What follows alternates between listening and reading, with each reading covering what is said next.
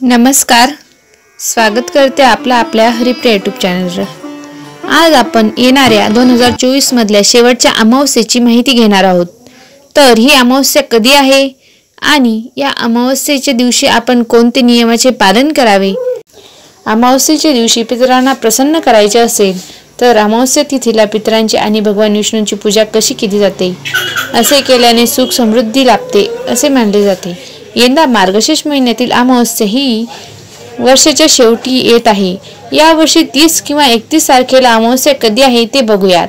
त्यासाठी व्हिडिओ शेवटपर्यंत नक्की बघा आणि व्हिडिओ आवडल्यास लाईक, शेअर, सबस्क्राईब करा। तर चला पंचांगानुसार आपण बघूयात अमावस्येचा शुभ मुहूर्त काय आहे। या वर्षी मार्गशीर्ष महिन्यातील कृष्ण पक्षातील अमावस्या ही 30 डिसेंबर रोजी पहाटे 4:01 सुरू होणार आहे आणि 31 डिसेंबरच्या दुसऱ्या दिवशी पहाटे 3:56 पर्यंत राहणार आहे।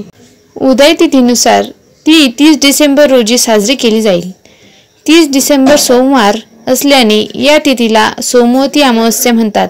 या दिवशी श्री हरीसह महादेवाची पूजा करण्याचा शुभ संयोग आलेला आहे। तुम्हाला पितृदोष असल्यास मार्गशीर्ष अमावस्येच्या दिवशी पूजा करावी।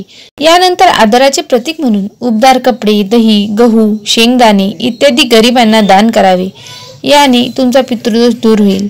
मान्यतेनुसार या वस्तूचे दान केल्याने पितृदोषाची समस्या दूर होते आणि पितरांना मोक्ष प्राप्त होतो। सोमवती अमावस्येच्या दिवशी या चुका अजिबात करू नका। सोमवती अमावस्येच्या दिवशी वाईट शक्ती सक्रिय होतात आणि त्यामुळे विपरीत परिणाम होऊ शकतात। कोणत्याही व्यक्तीने स्मशानभूमी जवळून जाणे या दिवशी टाळावे।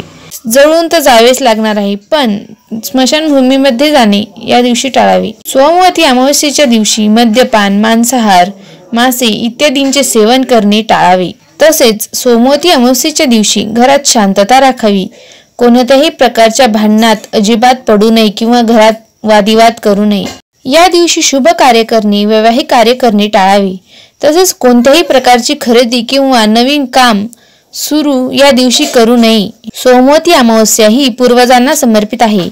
या दिवशी पितरांना नैवेद्य आणि दान केले जाते। सोमवती अमावस्येच्या दिवशी राग आणणे, अहंकार करणे टाळावे।